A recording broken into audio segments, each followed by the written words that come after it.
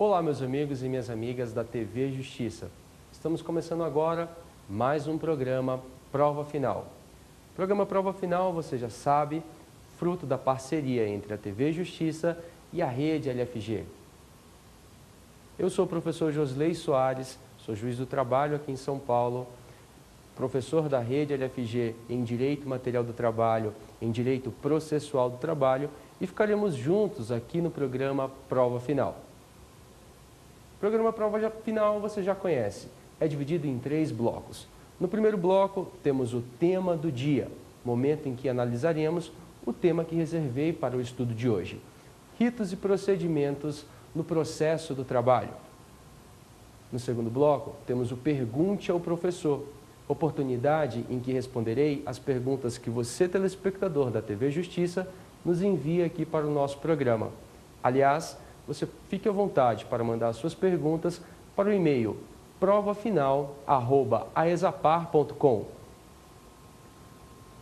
No terceiro e último bloco, temos o X da questão, momento em que analisaremos juntos 2 questões que já foram cobradas, seja no exame de ordem, seja nos concursos, acerca do tema que estudaremos hoje.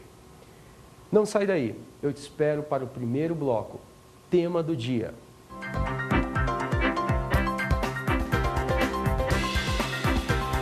Estamos de volta para o nosso primeiro bloco, tema do dia.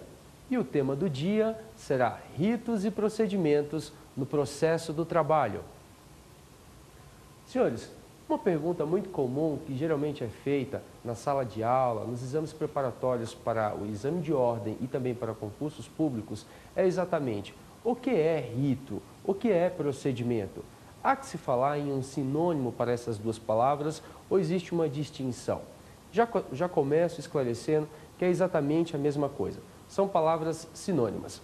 Mas antes mesmo que possamos tratar de todas as nuances e de todos os aspectos que envolvem os ritos e procedimentos no processo do trabalho, é importante você ter um panorama geral do porquê que existe um rito ou um procedimento. Qual é exatamente o conceito do rito e procedimento para o processo do trabalho? Pois bem, a Constituição Federal assegura o livre acesso ao Poder Judiciário a todos os jurisdicionados. Com isso, a clássica frase, venham todos ao Poder Judiciário para trazer suas demandas e aqui haverá uma solução, é tratada da seguinte maneira. Você tem o direito de ação, que é livre e autônomo, está previsto no artigo 5º, inciso 35 da Constituição Federal. O seu direito de ação será operacionalizado, veja bem, seu direito de ação será operacionalizado por aquilo que chamamos de processo.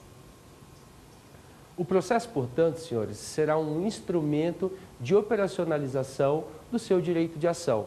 Para que você possa exercer o seu direito de ação, você necessita ter o processo. O processo, portanto, passa a ser a chave, passa a ser o pontapé inicial da operacionalização do seu direito de ação. Mas aí eu te pergunto, como que acontece o caminhar, o desenvolver deste processo?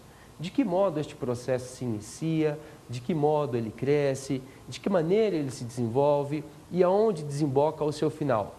De onde o processo parte e aonde acontece o seu final?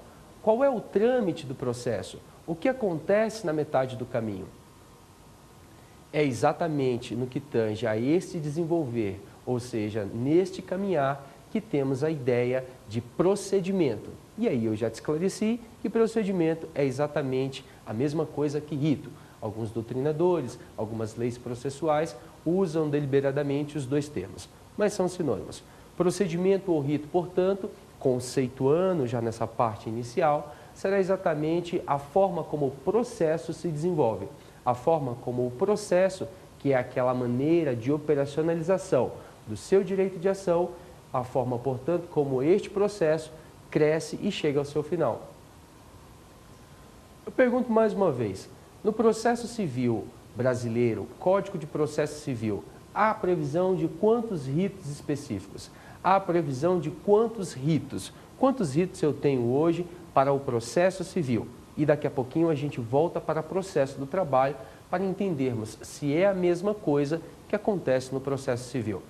Pois bem, O artigo 272 do Código de Processo Civil, que está em vigor no nosso país, estipula de forma clara que temos apenas dois procedimentos ou dois ritos dentro do processo civil. São eles, o rito comum e o rito especial. Temos muita confusão em cima dessa distinção. Certamente, quando fiz essa pergunta, em um primeiro momento, você imaginou que tivéssemos dentro do Código de Processo Civil rito ordinário, rito sumário, eventualmente rito sumaríssimo. Não, a pergunta básica também passa a ser respondida, no primeiro momento, com uma resposta básica. É o artigo 272, que nos trará a ideia de que temos apenas dois ritos no processo civil. O rito comum, em um primeiro momento, e o rito especial. O rito comum é que será dividido, portanto, em rito ordinário e rito sumário. Para o processo do trabalho, o rito comum se bifurcará em mais dois. Será o rito comum que se dividirá, portanto, em rito ordinário e também em rito sumário. Rito sumário, aquele rito compreendido no artigo 275 do Código de Processo Civil, para, dentre outras causas, aquelas que possuem valor de causa de até 60 salários mínimos. Temos, portanto, o rito comum, dividido em rito sumário e rito ordinário. Por outro lado, teremos também os ritos especiais, ou seja, procedimentos especiais. E o que seriam estes procedimentos especiais? São todos aqueles procedimentos específicos, e por que não chamar mesmo de procedimentos especiais, que ficam no final do Código de Processo Civil. São aqueles procedimentos compreendidos no livro 4 do Código de Processo Civil. Por exemplo, ação de consignação em pagamento, ação de prestação de contas, arrolamento, inventário. São todos ritos especiais que estão inseridos dentro do livro 4 do Código de Processo Civil. Neste primeiro momento, senhores, ainda que a nossa conversa seja desembocada para o processo do trabalho, eu preciso te situar. Estamos esclarecendo, portanto, como é a história procedimental para o processo civil, para que depois possamos trazer, digamos assim, essa divisão para dentro do processo do trabalho. Então, temos o seguinte: 272 do Código de Processo Civil me trará dois ritos. O rito comum, já te falei, dividido em rito sumário e rito ordinário, e o rito especial, aquele que está composto, que está previsto, podemos dizer assim, a partir do livro 4 do Código de Processo Civil. E os exemplos são exatamente estes a que já fiz referência. Qual é a distinção, portanto, Josley? Explique para mim qual é a distinção havida entre um rito comum e um rito especial. Rito comum tem um procedimento padrão, utilizado para a generalidade das ações. Toda e qualquer ação que tramita pelo rito comum, e aí você já sabe, dividido em sumário ou ordinário, terá um procedimento padrão. Por outro lado, temos também o rito especial lá no Código de Processo Civil. Este rito especial, para o Código de Processo Civil, será o caminhar, será a forma como será desenvolvida cada ação específica. Quando você ouvir essa expressão, portanto, rito especial, lá no CPC e mesmo no processo do trabalho, estaremos diante da seguinte premissa: existe um caminho específico deste processo se desenvolver. Na ação de consignação em pagamento, existirá uma forma de início, meio e fim deste processo. Na ação de prestação de contas, também haverá uma forma para início, meio e fim. Uma forma específica, uma forma especial. Era necessário, portanto, que eu te trouxesse essas primeiras notícias sobre o Código de Processo Civil, para só então chegarmos ao processo do trabalho. Pois bem, no processo do trabalho temos 4 ritos, 4 procedimentos, digamos assim. Quais são eles? Temos o rito ordinário, previsto no artigo 840 da CLT, entendido para os doutrinadores e também para a jurisprudência como um procedimento padrão, como um procedimento residual. Por outro lado, temos também, ainda dentro da CLT, em torno do artigo 852-A da CLT, o rito sumaríssimo. Este é o segundo rito do processo do trabalho. Até aqui temos o rito ordinário, falei também do rito sumaríssimo. Mas você me disse, Josley, que eram 4. Quais são, portanto, os outros 2 ritos do processo do trabalho? além do rito ordinário e do rito sumaríssimo.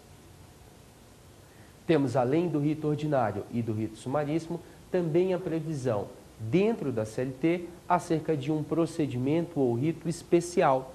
É verdade, a CLT, mesmo criada lá em 1943, momento em que ainda não existia uma generalidade de ritos específicos, tratou também de ritos especiais. Portanto, até aqui temos rito ordinário, rito sumaríssimo e ritos especiais. Por fim, dentro do processo do trabalho, mas fora do alcance da CLT e, portanto, com previsão em uma lei específica, a 5584 de 70, terei o rito sumário, fechando a conta dos 4 ritos importantes do processo do trabalho. Quais são eles? Rito ordinário do artigo 840 da CLT, rito sumaríssimo do artigo 852-A da CLT, ritos especiais, e a gente já conversa acerca de quais são os ritos especiais de dentro da CLT. E, por fim, o rito sumário, previsto fora da CLT em lei específica. A partir desse momento, já que o tema do dia e essa parte do nosso programa a gente fala sobre os ritos e procedimentos do processo do trabalho, a gente passa a tratar de cada um destes 4 ritos, iniciando, portanto, pelo rito sumaríssimo. O rito sumaríssimo, senhores, já conversamos, está previsto no artigo 852-A da CLT e seguintes. O que acontece? O rito sumaríssimo foi idealizado a partir da premissa de que seria necessário imprimir uma maior celeridade para o processo do trabalho. Pensou o legislador em separar algumas causas específicas que, face à informalidade e face à necessidade de um processo mais célere, mais ainda do que já é o processo do trabalho, em sua generalidade, desenvolver o rito sumaríssimo. Foi a Lei 9957 de 2000 que, criando o artigo 852-A e seguintes da CLT, desenvolveu e estatuiu dentro da CLT o que chamamos hoje de rito sumaríssimo. Fica a seguinte pergunta, portanto: quando é que eu sei que devo entrar com uma ação trabalhista ou uma reclamação trabalhista por meio, ou seja, em trâmite por meio do rito sumaríssimo? Esse que você já me falou, Josley, que está previsto no artigo 852-A da CLT. Você deverá entrar com uma ação que tramitará no rito sumaríssimo todas as vezes que a sua ação tiver de 0 a 40 salários mínimos. Se a sua ação, se a sua causa, se a sua reclamação trabalhista tiver valor de causa de 0 a 40 salários mínimos, é obrigatório que você permaneça com esta ação, que você entre, que você ingresse com essa ação, ajuize, proponha esta ação no rito sumaríssimo. Tudo bem? Por quê? Norma cogente, o artigo 852-A impõe que para ações de 0 a 40 salários mínimos, o rito que deva ser estabelecido será exatamente o rito sumaríssimo. Para ações acima de 40 salários mínimos, diz o artigo 852-A da CLT, automaticamente você ficará com o rito ordinário, o rito mais residual, o rito padrão de dentro da CLT. Mas, Josley, você me perguntaria, quais são as peculiaridades deste rito sumaríssimo que você me disse que está previsto no artigo 852-A e seguintes da CLT e que tramitará uma ação de 0 a 40 salários mínimos? Pois bem, muito se tem cobrado em provas de concursos públicos e também em provas do Exame Nacional de Ordem informações, questões que envolvem o contexto do rito sumaríssimo. É um rito bastante cobrado no Exame de Ordem, por exemplo, nas últimas provas que analisamos até aqui. Primeira informação que você já tem acerca deste rito sumaríssimo do processo do trabalho é que a ação que tenha até 40 salários mínimos deverá ser proposta em trâmite no rito sumaríssimo. Uma outra informação importante que você tem que ter aí no seu caderno é exatamente o seguinte: o rito sumaríssimo não alcança toda a administração pública, exatamente porque o próprio artigo 852-A da CLT veda que a administração pública direta e também a administração pública autárquica ou fundacional se submeta ao processo do trabalho por meio do rito sumaríssimo. Vou repetir. O próprio artigo 852 da CLT, e esta é a segunda informação que estou te trazendo acerca do rito sumaríssimo do processo do trabalho, veda, por sua vez, que uma ação contra em face da administração pública direta e quem é mesmo a administração pública direta? Vamos recordar: União, Distrito Federal, estados e municípios. Veda, portanto, que esses entes da administração pública direta estejam inseridos no rito sumaríssimo. Por outro lado, não pode haver rito sumaríssimo, não pode haver uma ação contra a administração pública no rito sumaríssimo se for a administração pública autárquica ou fundacional. Ficamos, portanto, com a possibilidade de termos apenas as sociedades de economia mista e também as empresas públicas dentro do rito sumaríssimo. Exatamente porque não há vedação legal para que essas duas figuras da administração pública indireta, quais sejam sociedades de economia mistas e empresas públicas, estejam dentro do rito sumaríssimo. Esta seria, portanto, a segunda informação importante acerca de rito sumaríssimo. Uma outra coisa que é necessário ter conhecimento para as suas provas daqui por diante, seja para a OAB, seja para concurso público, é exatamente a informação de que, para o rito sumaríssimo do processo do trabalho, diante de toda essa celeridade que se impõe neste procedimento, há que se fazer uma petição inicial sempre com pedidos certos e determinados. E, além disso, todos os pedidos da minha petição inicial, que tramitará pelo rito sumaríssimo no processo do trabalho, deverão, além de comportar pedidos certos e determinados, também o valor de cada pedido. É isso mesmo. Se você necessitar, portanto, mover uma reclamação trabalhista, os pedidos da sua petição inicial de rito sumaríssimo, ou seja, até 40 salários mínimos, deverão todos estar liquidados, deverão ser certos, determinados e apresentar valores, sob pena, diz o artigo 852-B da CLT, deste processo, desta petição inicial, ser indeferida, o que canalizará para, portanto, com a extinção do processo sem resolução do mérito. Portanto, fique atento.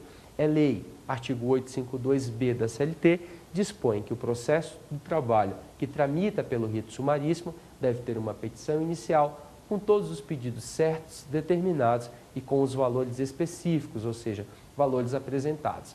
Uma dica: essa peculiaridade não é exigida no rito ordinário. Então, se você precisa mover uma reclamação trabalhista pelo rito ordinário, não há necessidade de apresentar a conta de cada pedido. Não haverá, portanto, a necessidade de trazer ao processo a informação em termos de valores de cada pedido.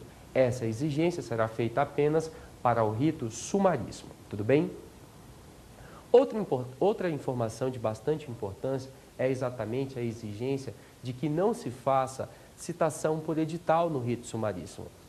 Onde é que o legislador quis chegar? Quis impedir, portanto, que em casos de não haver endereços certos, não haver conhecimento do paradeiro das partes no processo do trabalho do rito sumaríssimo, vede-se, portanto, a possibilidade de citação por edital. Se você precisar mover uma reclamação trabalhista em face de uma empresa que não se sabe mais aonde está localizada, é o famoso LINS, né? Local incerto e não sabido, deverá, portanto, ajuizar naturalmente e obrigatoriamente no rito ordinário. Exatamente porque no processo sumaríssimo, no rito sumaríssimo, não há possibilidade de que haja a citação por meio de edital. A citação não poderá ser realizada por meio de edital. Havendo, portanto, essa necessidade, diante da inexistência do endereço certo da reclamada, por exemplo, isso acontece muito na prática forense trabalhista, o rito deverá ser necessariamente o rito ordinário. Agora, detalhe: a forte doutrina e forte jurisprudência, entendendo que essa cláusula, essa regra prevista dentro do artigo 852 da CLT, que impede a citação por edital, o que num primeiro momento e diante da necessidade de se ter citação por edital em rito sumaríssimo, concluiria com a exclusão do processo, com a extinção do processo, a forte doutrina, portanto, e por outro lado, dizendo e entendendo que essa cláusula seria inconstitucional, exatamente porque veda o amplo acesso do jurisdicionado. Quando se fala de inconstitucionalidade, abre-se, portanto, a possibilidade do juiz declarar a inconstitucionalidade incidental ou pela medida de forma difusa, digamos assim, dentro daquele processo, afastando esta regra que impede a citação por edital. Há, portanto, a possibilidade ainda de conversão de um rito sumaríssimo para rito ordinário. São duas saídas que geralmente são usadas pelos juízes para evitar uma extinção drástica do processo, seja porque não há encontro da empresa, localização da empresa, seja porque há uma necessária citação, necessidade de citação por edital. Após essas informações de ritos sumaríssimos, e essas são as mais importantes, chegamos, portanto, ao rito sumário. Eu te expliquei no começo deste bloco que o rito sumário não estava previsto dentro da CLT. O rito sumário está catalogado em uma lei específica, Lei 5584 de 1970. Já te disse também que o rito sumaríssimo foi criado dentro da CLT por meio da Lei 9957 de 2000. Veja, a Lei 9957 de 2000, por ser mais recente, teria o condão de ter revogado a lei anterior que trata do rito sumário, ou seja, teria o rito sumaríssimo se colocado à frente do rito sumário? Qual é o entendimento que prevalece? O entendimento que prevalece é que ambos os procedimentos continuam em plena vigência, ou seja, tem o rito de 1970, rito sumário para causas de 0 a 2 salários mínimos, que não foi engolido, que não foi absolvido por meio do rito sumaríssimo. O rito sumaríssimo continua regendo situações específicas no artigo 852-A da CLT. E ainda que o rito sumaríssimo tenha nascido, digamos assim, tenha vindo ao mundo depois, ou seja, em 2000, muitos anos depois da existência do rito sumário, que nasceu lá com a lei de 1970, o que se tem é que ambos convivem em plena harmonia. O TST, analogicamente, dá essa resposta por meio da súmula 356, validando, portanto, em sua jurisprudência, a Corte Máxima Trabalhista deste país, a existência de dois procedimentos específicos, o rito sumaríssimo de dentro da CLT e também o rito sumário fora da CLT, previsto na Lei 5584 de 1970. Até aqui você deve estar imaginando. Então, temos três procedimentos. Para causas acima de 40 salários mínimos, vou ficar com o rito ordinário. Ok, está correto. Para causas de 0 até 40 salários mínimos, vou ficar com o rito sumaríssimo. Ok, está correto. Mas agora eu te trago mais uma revelação. A revelação de que existe uma lei específica trabalhando com causas que tramitarão pelo rito sumário se essas causas possuírem até 2 salários mínimos. Portanto, para resumirmos, para termos uma ideia específica dos procedimentos trabalhistas, vamos repetir a regra. Com a existência do rito sumário, que eu já te disse que está validada pela súmula 356 do TST. Causas acima de 40 salários mínimos, rito ordinário. Causas de 2 a 40 salários mínimos, rito sumaríssimo, artigo 852-A da CLT. E, por fim, para causas de 0 a 2 salários mínimos, aí sim, rito sumário, previsto na Lei 5584 de 1970. Por fim, senhores, para acabar a nossa fala acerca de procedimentos do processo do trabalho, tenho que te apresentar também os ritos especiais. É a própria CLT que nos trará a ideia de um procedimento especial, copiando, portanto, aquela noção que já existe no Código de Processo Civil e que conversamos aqui no início deste bloco. Quais são os ritos especiais, ritos específicos previstos dentro da CLT? Temos, portanto, 3 ritos específicos tratados e regidos dentro da CLT.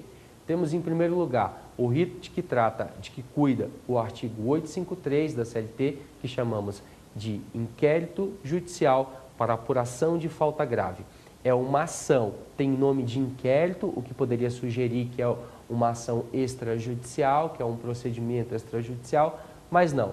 Tem espaço dentro da CLT, tem natureza jurídica de ação judicial e tramita, eu já te digo agora, por meio de um procedimento específico ou procedimento especial.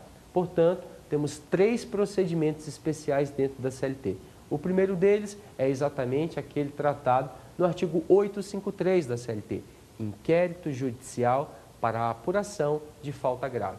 Eu uso essa ação apenas e unicamente para rescindir o contrato de trabalho de um empregado estável, de um empregado que tem estabilidade. E o entendimento que prevalece é que ele vem sendo usado, em sua maioria, para o dirigente sindical e também para os antigos decenais.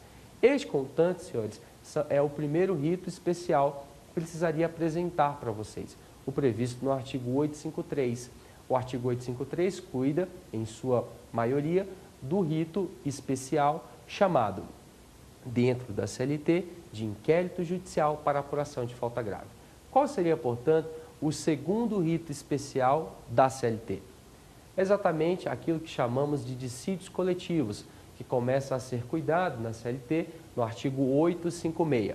Temos, portanto, como segundo procedimento especial da CLT, os dissídios coletivos, ações movidas de forma erga omnes, digamos assim, forma ampla por categorias, ou seja, um sindicato de empregadores em face de sindicato de empregados ou vice-versa, ou sindicato de empregados em face de empregadores, para tentar majorar os direitos trabalhistas, para tentar conferir, por meio do dissídio coletivo, uma melhoria das condições de trabalho da classe trabalhadora. O dissídio coletivo já se inicia no TRT e tramita por um procedimento especial, por um procedimento específico. Até aqui, em termos de procedimentos especiais, já vimos dois: inquérito judicial para apuração de falta grave e também os dissídios coletivos. Qual seria, portanto, o último rito especial previsto dentro da CLT? É exatamente a noção, a ação de cumprimento.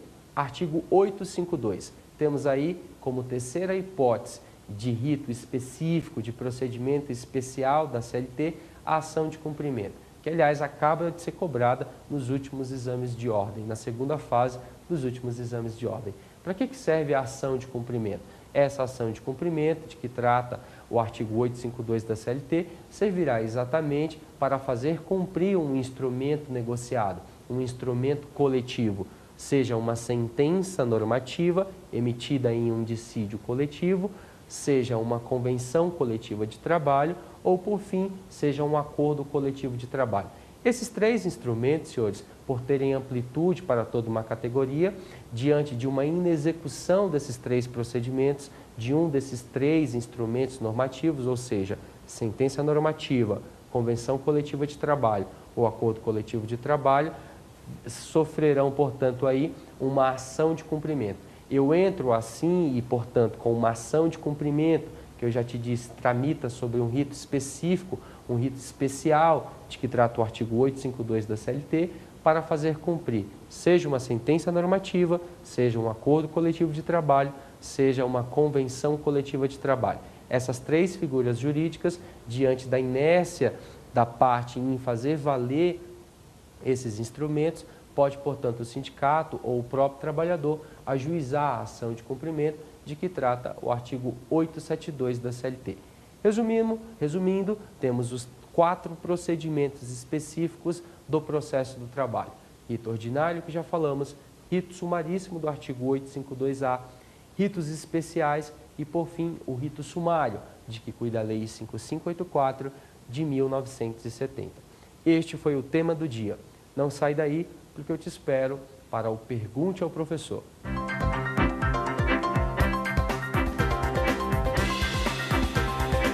Estamos de volta e agora com o Pergunte ao Professor.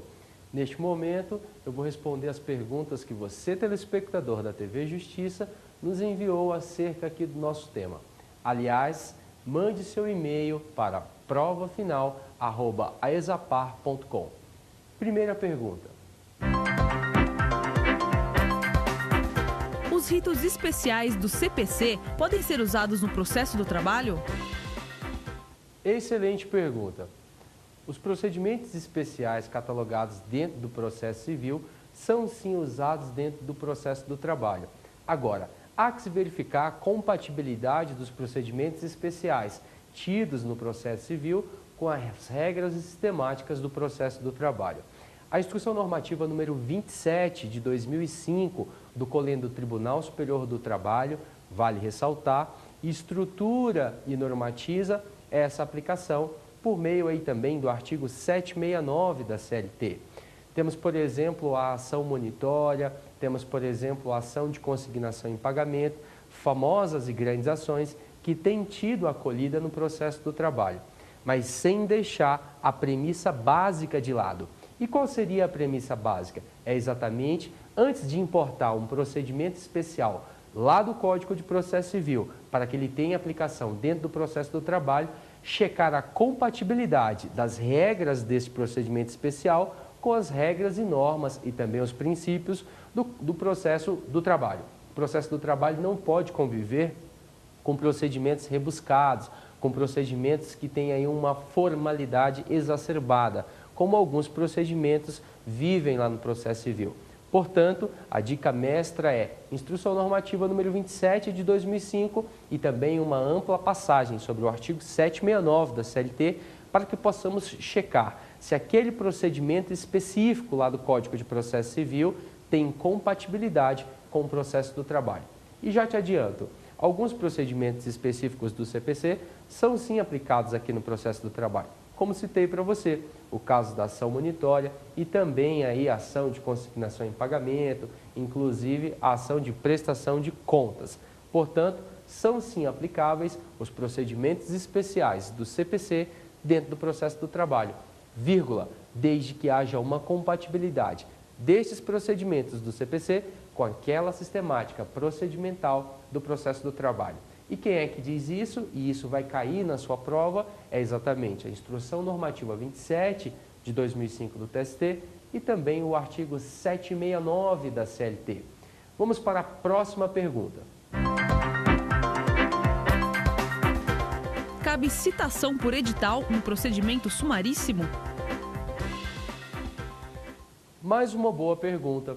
Há uma indagação muito grande acerca desta colocação que você me faz. Cabe citação por edital no procedimento sumaríssimo? É exatamente aquilo que conversávamos no bloco anterior. Há o artigo 852 da CLT, letra B, que impede expressamente o cabimento de uma citação por edital dentro do processo do trabalho, no rito sumaríssimo, tentando evitar, assim, que este procedimento sumaríssimo, que foi criado para ser célere, fique empacado, fique parado, seja atrapalhado com um procedimento rebuscado, que é o procedimento da citação por edital.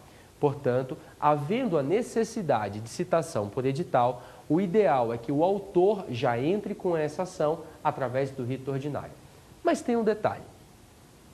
Há a possibilidade do juiz, tentando evitar que este processo seja extinto sem resolução de mérito, já que no primeiro momento não há possibilidade de citação por edital perante o rito sumaríssimo, há contudo a possibilidade do juiz afastar essa regra. Como falei para vocês, senhores, existe a possibilidade do juiz declarar a inconstitucionalidade incidental desta regra que impede a citação por edital dentro do processo do trabalho.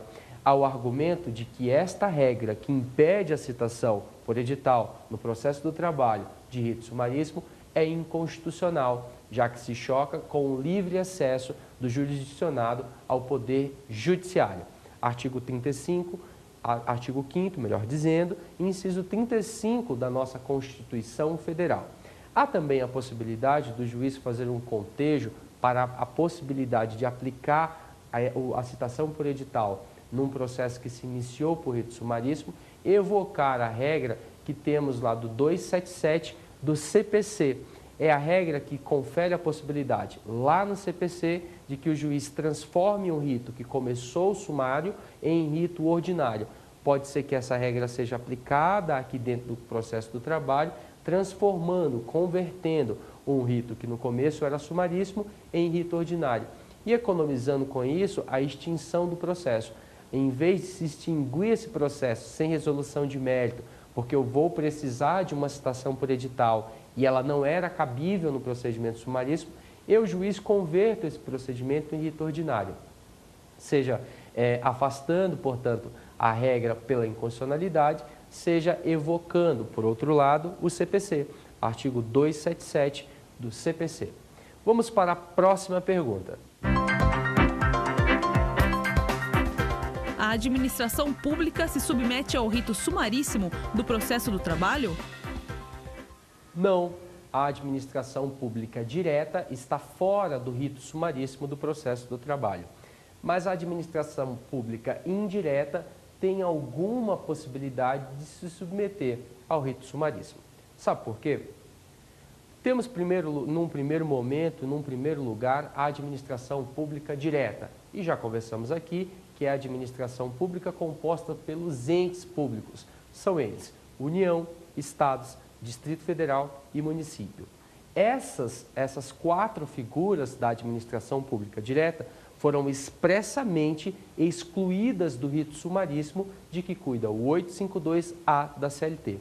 Por outro lado, temos também a administração pública indireta, senhores, composta pelas autarquias, pelas fundações públicas e também pelas sociedades de economia mistas e pelas empresas públicas. Mais 4 figuras. Só que dessas 4 figuras da administração pública indireta, o legislador, quando pensou no sumaríssimo da CLT, artigo 852-A da CLT, apenas excluiu e vedou, portanto, a participação da autarquia e da fundação pública. Com isso, a gente conclui, e majoritariamente vem sendo acolhido no processo do trabalho, a possibilidade de uma sociedade de economia mista e também de uma empresa pública, como, por exemplo, Caixa Econômica, Banco do Brasil e outras empresas mais comuns, serem processadas perante o rito sumaríssimo.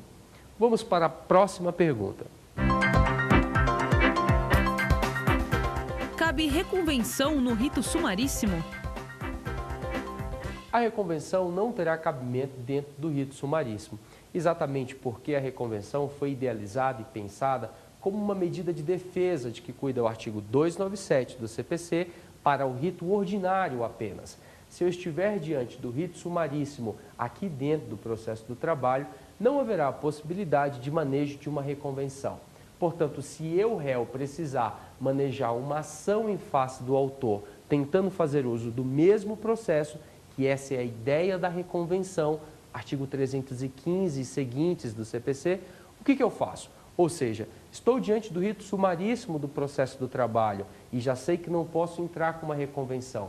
Então, eu, réu, que se fosse rito ordinário, poderia usar este mesmo processo que o autor está me processando para cobrar dele alguma coisa, ou seja, o mesmo processo com uma ação do autor em face do réu e agora de uma do réu em face do autor no mesmo processo, o que farei se estiver na hipótese do rito sumaríssimo? Será que eu não posso manejar uma reconvenção?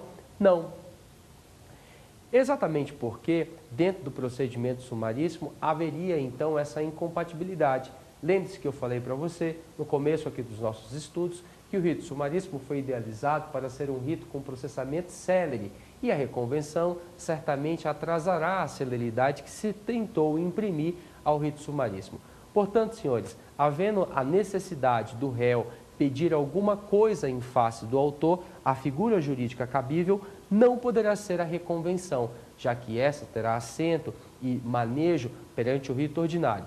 Rito sumaríssimo, o réu, portanto, poderá usar no máximo a figura que chamamos de reconvenção indireta ou de pedido contraposto. Este pedido contraposto será feito dentro da própria contestação e não em uma petição apartada, e não como uma ação própria. O pedido contraposto, tentando velar, digamos assim, pela celeridade que se tenta imprimir ao procedimento sumaríssimo, será feito dentro de um tópico na própria contestação. Mas respondendo à sua pergunta, reconvenção, portanto, não tem cabimento dentro do procedimento sumaríssimo. Vamos para a próxima pergunta. Há alguma peculiaridade na fase de execução de um processo que tramita no procedimento sumaríssimo? Muito bem colocado. Uma pergunta também que é bastante feita em concursos públicos e nos exames de ordem. Ou seja, qual é a peculiaridade que existe na fase executiva de um processo que teve todo o seu caminhar através do rito sumaríssimo? Há alguma peculiaridade em um processo que nasceu, se desenvolveu e cresceu por meio do rito sumaríssimo quando ele chega na fase executiva ou não? Não haveria. O rito sumaríssimo foi idealizado apenas para a fase de conhecimento. Todas as regras que cuidamos aqui neste encontro, desde o primeiro bloco, acerca de rito sumaríssimo, aquele que está lá no artigo 852 da CLT, vão até a sentença, ou seja, estão atreladas para a fase de conhecimento. O legislador, portanto, tentou dar uma celeridade maior na fase de conhecimento do processo do trabalho, que tramita pelo rito sumaríssimo, mas não trouxe nenhuma peculiaridade para também tentar acelerar a fase executiva deste mesmo processo. Quero fazer um pequeno esclarecimento. Um processo atualmente, seja o processo civil e mais comumente o processo do trabalho, é chamado de processo sincrético. O que seria o processo sincrético? É exatamente um único processo composto de fases. Temos, portanto, um único processo e, no nosso caso de hoje, processo do trabalho, composto, no primeiro momento, pela fase de conhecimento, que vai até a sentença, até o reconhecimento desse direito, e, no segundo momento, uma fase a que eu dou o nome de fase executiva. A pergunta é exatamente a seguinte: o rito sumaríssimo contempla todas as fases do processo? É um rito que confere regalias e celeridade para todas as fases do processo? Resposta: não é. Confere benesses de celeridade apenas na fase de conhecimento. Para a fase de execução, o processo terá o mesmo procedimento que tem todos os ritos dentro do processo do trabalho. Penhora, citação e avaliação, mandados de penhora, penhora online, arrematação, praça, leilão, todos os mesmos prazos, artigo 880, possibilidade de embargos à execução. Resumindo, não há uma peculiaridade específica para um processo de rito sumaríssimo na fase de execução. Ele nasce como rito sumaríssimo, tem alternativas boas na fase de conhecimento, mas na fase de execução fica despido aí de uma peculiaridade do rito sumaríssimo. Passa, portanto, a ter o mesmo manejo, o mesmo caminhar que todos os processos. Essa foi a nossa última questão, portanto, eu te espero para o nosso último bloco, o X da questão.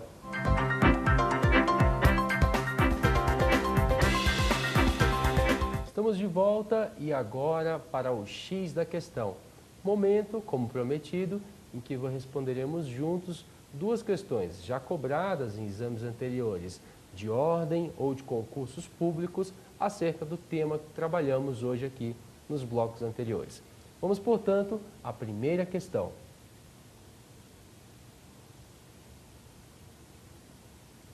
Nos processos trabalhistas submetidos ao rito sumaríssimo, é correto afirmar que não cabe a produção de prova pericial? Bom, antes de fazermos a leitura das demais questões, queria comentar com você já essa alternativa A. A questão já traz para você a ideia de que não cabe prova pericial dentro do procedimento sumaríssimo.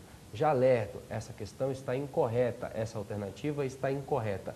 Ela não pode ser marcada como a assertiva correta, exatamente porque no procedimento sumaríssimo há sim a possibilidade de haver a realização de prova pericial, quando a prova pericial for exigida para que aquele pedido seja declarado procedente ou improcedente. Lembra do pedido de adicional de insalubridade ou de periculosidade?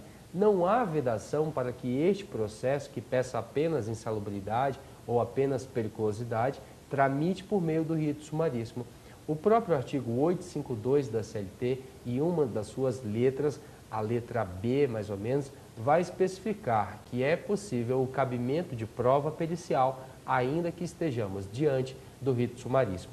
E o exemplo que eu preciso que você lembre é exatamente o exemplo do pedido de adicional de insalubridade ou adicional de periculosidade, exatamente porque eu não tenho, por lei, a obrigação de tramitar com este processo em que pretendo pleitear insalubridade ou periculosidade apenas no rito ordinário. Não há vedação dentro do sumaríssimo para a realização de prova pericial. Pensamos geralmente que há, exatamente por entender que haveria uma certa incompatibilidade. Não é o caso, a própria lei autoriza a prova pericial quando ela realmente for efetivamente necessária para o deslinde de um objeto específico. Portanto, nessa primeira questão, a alternativa A já está incorreta.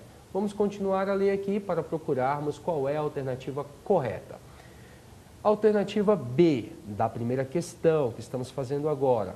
A citação por edital somente será permitida se efetivamente for comprovado pelo autor que o réu se encontra em local incerto ou desconhecido.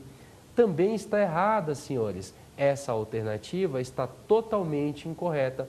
O texto da nossa questão dispõe expressamente que nos processos que tramitam pelo procedimento sumaríssimo, está dizendo a alternativa B, em complemento ao enunciado, que cabe citação por edital. Combinamos no bloco anterior, nos blocos anteriores, em que conversamos aí sobre o cabimento da citação por edital e vimos que a lei é categórica em afirmar que não há possibilidade de citação por edital se o procedimento for o sumaríssimo da CLT.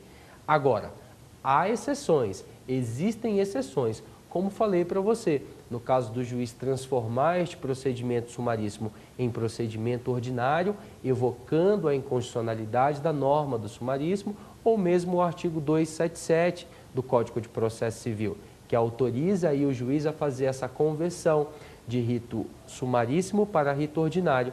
No rito ordinário, haveria a possibilidade de citação por edital. Mas no caso da alternativa de agora, a alternativa B desta primeira questão, o que temos é uma incorreção, exatamente porque ela fala, olha, não vai caber citação por edital no sumaríssimo. Até aí tudo bem. O problema dela foi deixar claro que caberia citação por edital dentro do sumaríssimo se o autor comprova que o réu realmente está em local incerto e não sabido. Esta não é a solução que se tem, não há essa previsão legal. Não havendo essa previsão legal, essa alternativa B também está incorreta. E o problema dela foi dar como certo o cabimento de citação por edital no rito sumaríssimo, todas as vezes que houvesse aí uma prova por parte do autor de que o réu está em local incerto e não sabido. Não é isso, não cabe citação por edital no sumaríssimo, diz a lei. Alternativa B, incorreta também. Vamos continuar a leitura para procurarmos a alternativa correta. Alternativa C. O recurso ordinário terá parecer circunstanciado escrito do Ministério Público do Trabalho nos casos em que o desembargador relator entender estritamente necessário diante da existência de interesse público a ser tutelado. Mais uma vez, a alternativa C da questão 1 que estamos estudando agora está incorreta. Pesa uma incorreção sobre a alternativa C. Em que momento? No momento em que admite expressamente, aqui é a alternativa C, que o Ministério Público emitirá, exarará, parecer escrito. Não é essa a redação do artigo da CLT quando se refere ao parecer do Ministério Público diante de um processo que tramitou por rito sumaríssimo. O parecer será verbal, será feito de forma oral. Então, este é o problema da alternativa C. Não temos a possibilidade no rito sumaríssimo, por lei, diz o artigo 895 da CLT, de fazermos aí um parecer escrito por parte do Ministério Público do Trabalho, no julgamento lá do recurso ordinário, exatamente porque este não é o contexto legal que se colhe da norma da CLT. Alternativa C incorreta mais uma vez. Contudo, teremos, portanto, aí a alternativa D como a única correta. Mas vamos analisar realmente se essa alternativa estaria correta. A alternativa D vai dizer o seguinte para nós: se submetem ao rito sumaríssimo as causas cujo valor não exceda a 40 vezes o salário mínimo vigente na data do ajuizamento da ação. É exatamente essa a alternativa correta, senhores. É a alternativa D que estará correta quando dispõe exatamente do texto legal. Sabe por quê? A alternativa D vai trazer para a gente o contexto de que o que trata o rito sumaríssimo é exatamente isso, a submissão do procedimento sumaríssimo a causas que tenham até 40 salários mínimos na data do seu ajuizamento. Diante de todos os demais problemas que verificamos na alternativa A, B e C, restamos sim com a alternativa correta para essa primeira questão, já cobrada aí no exame de ordem, a alternativa D é que vai ser a correta. Vamos para a próxima questão, questão 2.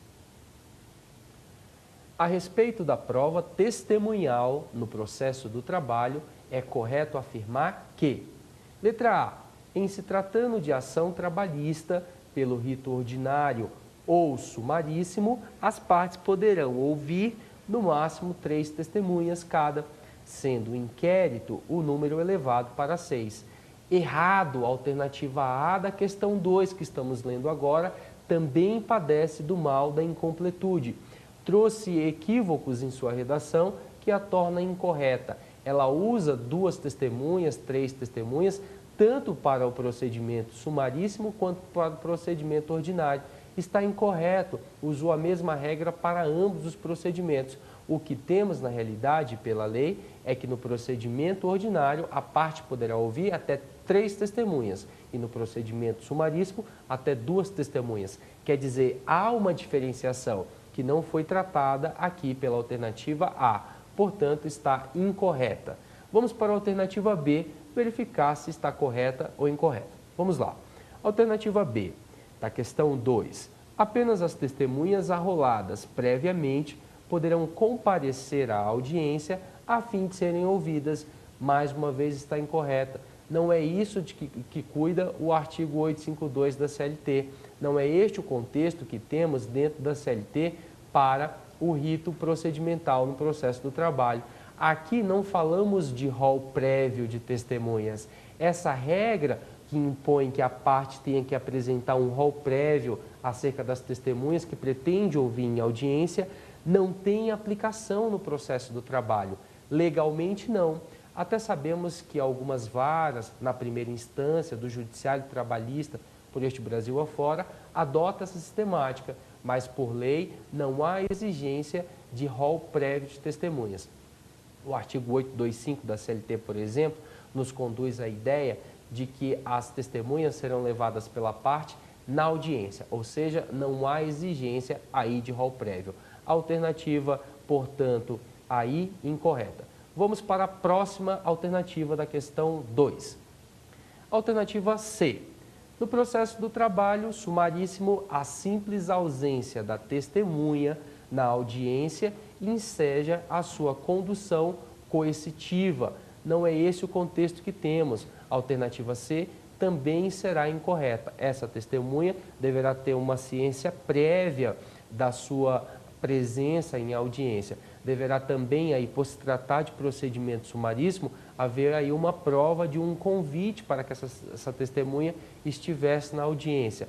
Não se coaduna com o que diz a norma. Portanto, a alternativa C da questão 2 também incorreta.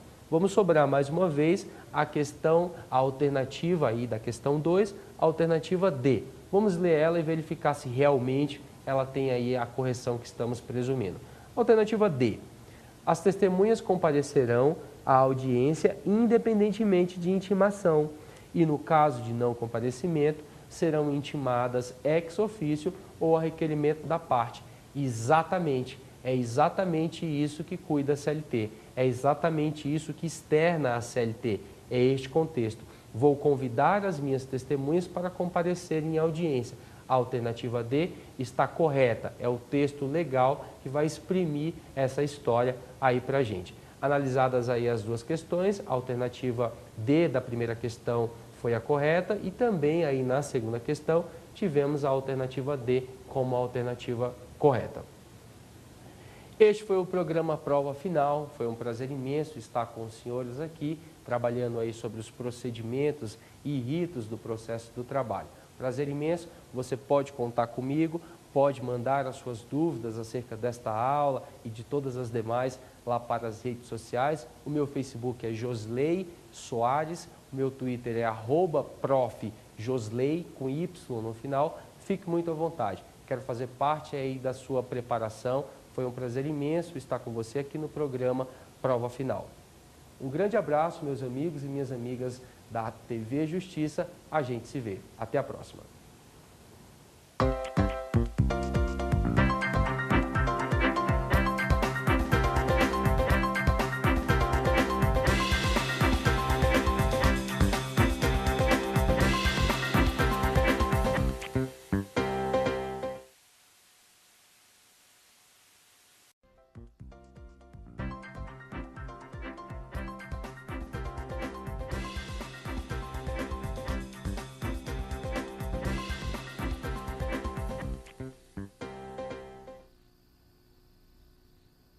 Olá, este é o programa Prova Final, um programa em parceria com a TV Justiça e a Rede LFG. Eu sou o professor Josley Soares, sou professor da Rede LFG em Direito e Processo do Trabalho e o nosso programa você já conhece, é dividido em 3 blocos. No primeiro bloco, trataremos sobre o tema do dia e o tema do dia é provas no processo do trabalho. Analisaremos aí todos os aspectos, todas as controvérsias e todas as nuances relativas às provas no processo do trabalho. No segundo bloco, temos o Pergunte ao Professor, momento em que eu respondo todas as perguntas enviadas por você, aluno telespectador, através do e-mail provafinal@aesapar.com. No último e terceiro bloco, temos o X da questão, momento em que analisaremos juntos duas questões já cobradas no exame de ordem acerca do tema do dia, ou seja, provas no processo do trabalho.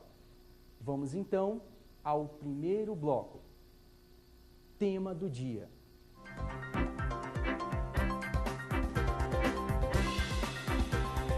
Olá! Neste primeiro bloco trataremos sobre o tema do dia. E o tema do dia, já sabemos, é prova no processo do trabalho.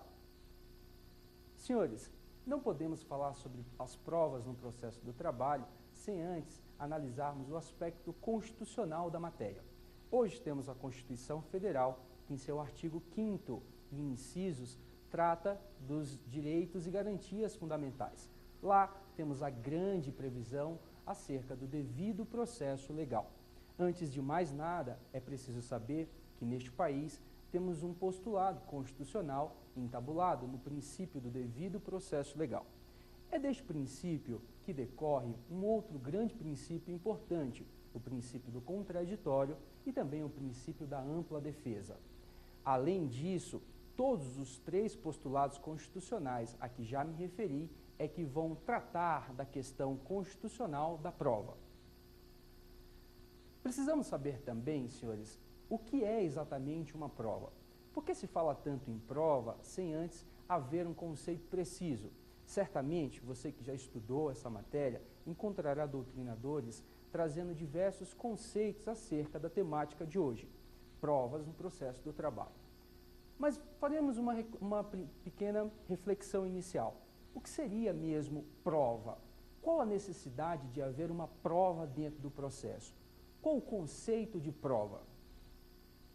Pois bem, a doutrina mais abalizada, a jurisprudência majoritária, entende que prova é a demonstração no processo da realidade fática que se discute naquela causa.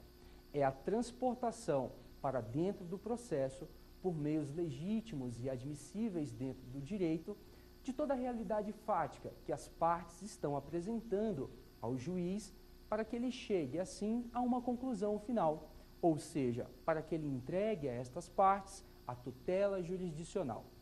Pois bem, a partir daí, o que se tem é a seguinte pergunta. Já sei exatamente qual é o conceito de prova. É a demonstração no processo de uma realidade fática. Já sei que existem postulados constitucionais de onde decorre o contexto probatório. Mas o que deve ser provado, Josley? Qual é a necessidade de se provar? O que exatamente deve ser transportado para dentro do processo? Em outras palavras, qual é o objeto da prova, especificamente no processo do trabalho? Senhores, a este respeito, o que se tem é que apenas os fatos controvertidos é que deverão ser reproduzidos no processo através das provas. Apenas os fatos controvertidos é que devem restar cabalmente comprovados dentro de um processo.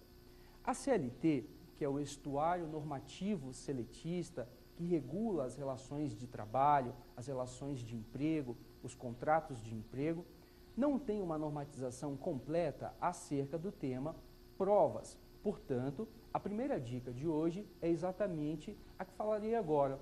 As provas são usadas subsidiariamente por força do artigo 769 da CLT, desde que haja uma compatibilidade com a sistemática laboral, são utilizadas, portanto, as normas do Código de Processo Civil. Neste aspecto, será o artigo 332 do Código de Processo Civil que trará para os jurisdicionados a ideia do objeto de prova, ou seja, os fatos controvertidos. Não há necessidade, senhores, de haver uma prova acerca do direito. O direito não precisa ser provado, exatamente porque ao juiz compete conhecer do direito. Mas que direito o juiz conhece? Apenas o direito federal. Temos o artigo 335 do CPC, que estipula que o juiz não é obrigado a conhecer o direito municipal, o direito estadual, o direito internacional e também o direito consuetudinário, ou seja, o direito costumeiro. Havendo, portanto, a necessidade de se trazer ao processo qualquer dessas espécies, ou seja, direito municipal, direito estrangeiro, direito estadual, a própria parte deverá carrear esta prova ao processo, trazendo, portanto, aí a lei, provando a sua vigência, provando, então, a sua normatividade, pois o direito federal, como te disse, é de conhecimento do juiz.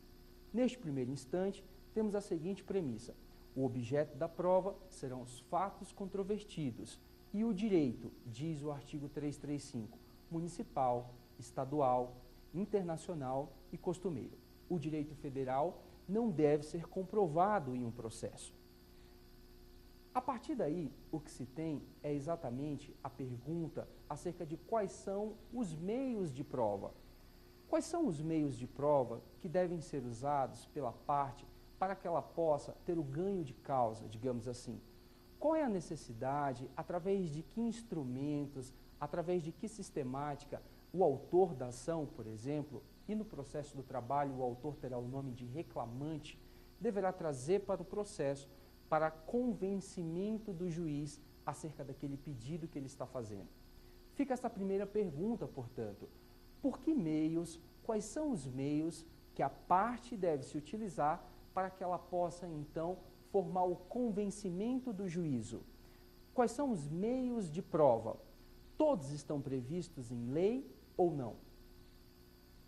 A resposta a esta indagação é no seguinte sentido: a CLT, quando veio ao mundo em 1943, tratou em uma só vez tanto o direito material como também o direito processual do trabalho. Mas teve a nuance do artigo 769, autorizando, portanto, que em casos de omissão as partes pudessem se utilizar de uma norma do Código de Processo Civil que fosse compatível com a estrutura do processo do trabalho. E é exatamente aqui onde preciso chegar, para te dizer quais são os meios de prova utilizados no processo do trabalho. A CLT, portanto, não tratará de uma forma completa, de uma forma exaustiva, de todos os meios de prova. Existem artigos dentro da CLT tratando de alguns aspectos, mas será mesmo o CPC, ou seja, o Código de Processo Civil, que entrará todos os meios de prova.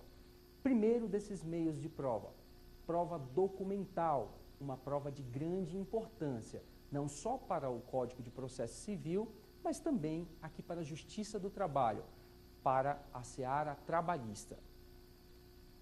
Relativamente ao meio de prova documentos, o que se tem é o artigo 830, que dentro da CLT, em uma única oportunidade, tratará sobre a história dos documentos, ou seja, normatizará, ainda que num aspecto não tão completo, acerca dos documentos.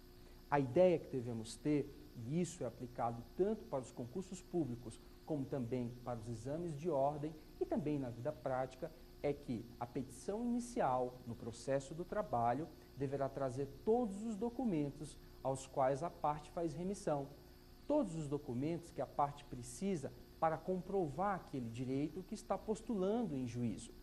O mesmo acontece com a contestação. Ajuizada uma ação em que se postula algum tipo de pedido, deverá o autor, portanto, trazer ao processo os documentos que entende necessário para que possa comprovar aquele pedido. A mesma coisa, repito, deverá ser observada pela contestação. A contestação também deverá trazer todos os documentos que entende pertinentes e cabíveis para que se comprove aquela tese que está sendo aduzida na contestação. Portanto, senhores, no processo do trabalho, as partes, seja na petição inicial, seja na contestação, já devem apresentar neste momento a sua prova documental. Fica uma pequena dica acerca do novo artigo 830, alterado aí pela Lei 11.925 de 2009. Lei esta que conferiu a possibilidade de que o próprio advogado conferisse validade a um documento utilizado no processo através de uma cópia. Antigamente, era necessário o uso de uma cópia apenas na forma autenticada, ou que o servidor autenticasse este documento na fase instrutória. Atualmente, a partir, portanto, da nova Lei 11.925 de 2009, que alterou o artigo 830 da CLT, tanto a petição inicial quanto a contestação pode trazer documentos em cópia de responsabilidade do advogado.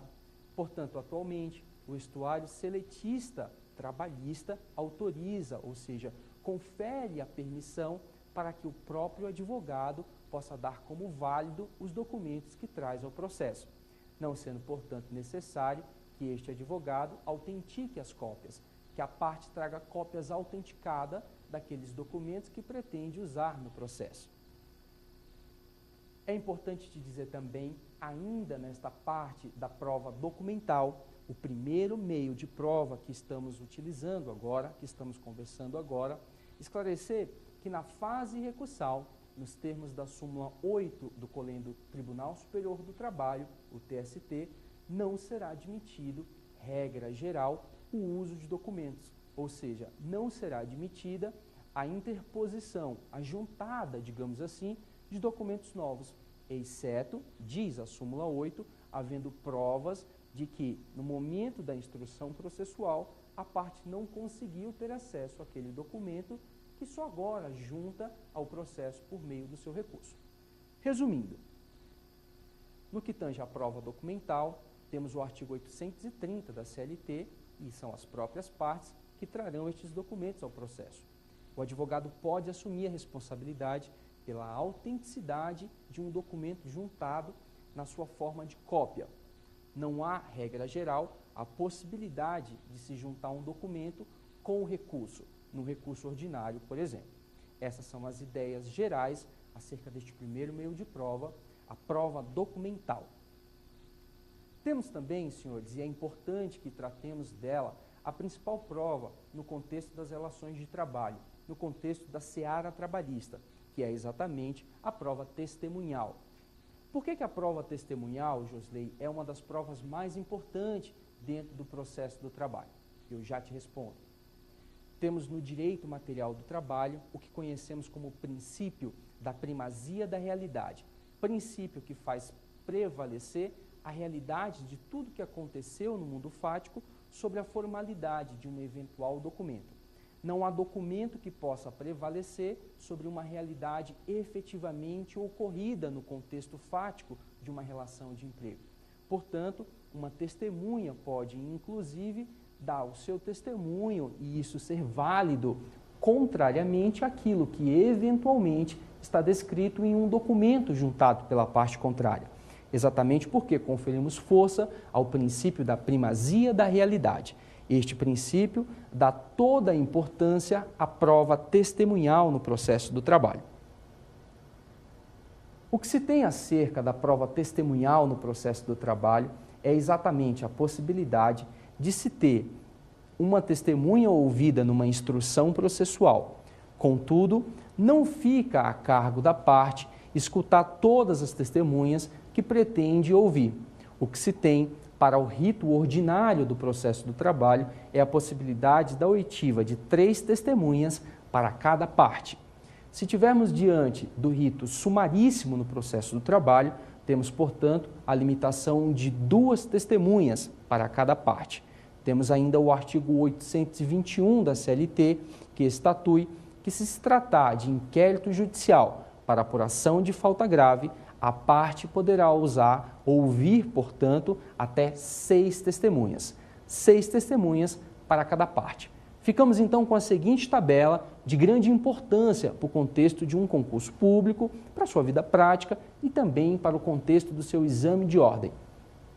Temos o seguinte: testemunhas limitadas a 3 para cada parte no rito ordinário, a 2 para cada parte no rito sumaríssimo e a 6 para cada parte no procedimento especial de inquérito judicial para apuração de falta grave. Josley, como é que se dá a oitiva das testemunhas dentro da audiência? Olha, primeiro serão ouvidas as testemunhas da parte reclamante, da parte autora.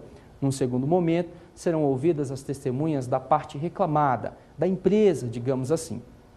Não há necessidade no processo do trabalho, face toda a sua informalidade, face todo o princípio da oralidade imbuído do processo do trabalho, que as partes arrolem as testemunhas. É preciso apenas que compareçam todas as testemunhas que a parte pretende ouvir. Não é como no Código de Processo Civil, que há necessidade de um arrolamento prévio das testemunhas que serão ouvidas na audiência de instrução. Exatamente porque, aqui no processo do trabalho, prevalece o artigo 825 da CLT, que estatui que cada parte deverá trazer para a audiência de instrução as testemunhas que pretende ouvir. Sendo a CLT um pouco omissa no que tange à normatização do contexto da prova testemunhal, e mais uma vez utilizando-se das nuances e permissão do artigo 769 da CLT, podemos chegar ao Código de Processo Civil e trazer todas as normas relativas às testemunhas para que sejam aplicadas no contexto do processo do trabalho. Até aqui tratamos, portanto, do meio de prova documento e também do meio de prova testemunha. Temos ainda a prova pericial, de grande importância no processo do trabalho. Por que de grande importância? Porque temos hoje dois grandes pedidos dentro do direito material do trabalho que só podem ser comprovados por meio de prova pericial, melhor dizendo. A prova pericial será obrigatória e por isso eu falei da importância dela no contexto do processo trabalhista para que se julgue procedente ou improcedente o pedido de insalubridade e o pedido de periculosidade. Atualmente, é necessário também a realização de perícia médica, naqueles casos em que a parte pleiteia algum tipo de reparação por dano moral, estético, material, pensionamento vitalício, nos casos aí que envolvem acidente do trabalho, nos termos do artigo 19 da Lei 8213 de 91. Uma peculiaridade importante neste contexto de prova pericial é que, mesmo havendo revelia da parte contrária, havendo a necessidade de fazer uma prova no processo do trabalho por meio de perícia, e os exemplos são estes, periculosidade, insalubridade, ou seja, mesmo diante de uma revelia da parte reclamada, o juiz deverá, por norma imperativa e cogente, que se colhe do artigo 195, parágrafo 2º da CLT, realizar a prova pericial, já que a própria força normativa do artigo 195, parágrafo 2º da CLT, impõe que essa prova seja realizada. Fique de olho, muitas provas trabalham com essa pegadinha, ou seja, havendo revelia e confissão quanto à matéria fática da reclamada, da empresa, mesmo assim faz-se necessária a realização de prova pericial? Você responderá que sim, por força do artigo 195, parágrafo 2º da CLT. Ainda no que tange à prova pericial, senhores, o que temos de importante também é que quem arcará com o ônus, ou seja, com o custo da prova pericial, melhor dizendo, com os honorários do perito que fez aquela prova pericial, seja de insalubridade, seja de periculosidade, seja uma perícia médica, será a parte sucumbente no objeto da perícia. Então, se o reclamante faz um pedido de insalubridade e o perito constata que não há ambiente insalubre, será o reclamante, o trabalhador, portanto, quem deverá arcar com os honorários periciais, exceto se essa parte, se esse reclamante for beneficiário da justiça gratuita. Quem vai dar esse contexto para a gente será exatamente o artigo 790-B da CLT, no sentido de que a parte sucumbente, portanto, no objeto da perícia, será penalizada, será responsável pelo pagamento dos honorários periciais. O último meio de prova de bastante importância, de bastante uso aqui dentro do processo do trabalho, além da prova testemunhal, que já falamos, além da prova documental, que já conversamos, e agora também, além da prova pericial, será exatamente a inspeção judicial, que é quando o juiz sai da vara, sai do gabinete e pretende checar aquela realidade fática ele mesmo. O próprio juiz vai então ao local a ser periciado, a ser analisado, para que ele mesmo afira aquelas condições que estão sendo noticiadas no processo. se há ou não local insalubre, se há ou não algum tipo de jornada exaustiva, se há ou não algum ambiente causador de acidentes do trabalho. A inspeção judicial também é admissível, tanto no processo civil quanto no processo do trabalho. Até aqui, senhores, conversamos, portanto, sobre os 4 meios mais importantes de prova dentro do processo do trabalho. Há doutrinadores que colocam nesse rol também, como um meio de prova, a prova no aspecto da confissão, ou seja, a confissão que a parte faz quando está fazendo o seu depoimento pessoal. É uma prova também bastante comum que parte da doutrina entende como também um meio de prova. Analisamos, portanto, os 5 principais meios de prova: testemunha, documentos, perícia, também a parte da confissão. Até aqui, depois de esgotado todas as nuances constitucionais, os conceitos de prova, o que exatamente deve ser comprovado, resta a seguinte pergunta. Certamente você está refletindo e tendo essa indagação. Quem tem o ônus de comprovar? Quem deve comprovar aquilo que foi alegado no processo? E eu te respondo. Nos termos do artigo 818 da CLT, senhores, quem terá o ônus de comprovar aquela alegação será a parte que a fizer. Portanto, diz o artigo 818 da CLT que se o reclamante pede um dano moral, horas extras, um salário por fora, digamos assim, uma quantia que não estava registrada nos seus pagamentos oficiais, será dele o ônus da prova. Será da parte que alegar que terá o ônus da prova.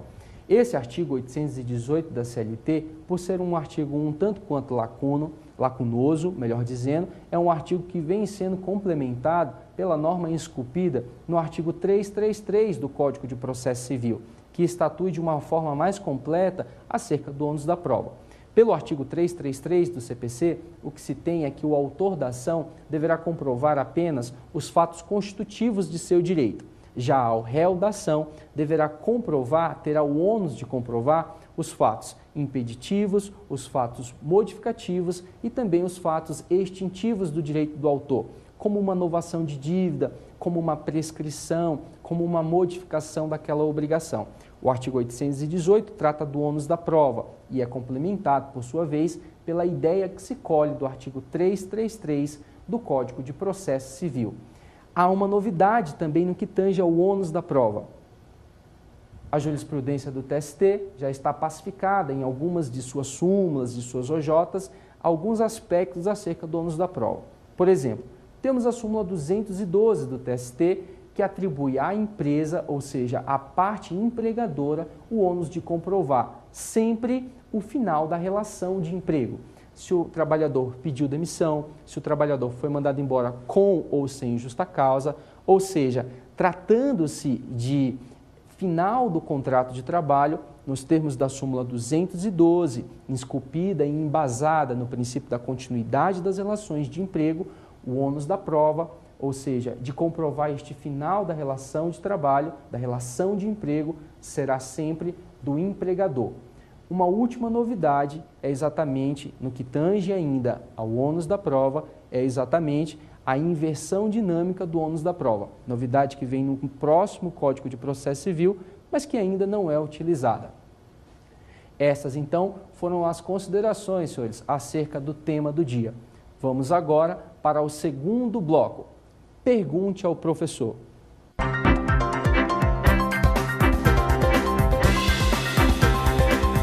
Neste segundo bloco, temos o Pergunte ao Professor, momento em que responderemos juntos as perguntas que você, aluno telespectador, nos enviou através do e-mail provafinal@aesapar.com. Vamos à primeira pergunta. O que é prova diabólica? Prova diabólica. Com esse termo, o que temos acerca de prova diabólica? Senhores, na sistemática da prova processual trabalhista, a doutrina desenvolveu o conceito, que agora o querido aluno nos pergunta, acerca de prova diabólica. É exatamente aquela prova impossível de ser produzida por uma das partes. Então imagine uma prova em que é impossível ao reclamante, ao empregado, ou mesmo à empresa, à parte empregadora, fazer a transportação desta realidade para o processo. Em linhas gerais, prova diabólica será, portanto, a prova impossível de ser realizada dentro do processo trabalhista.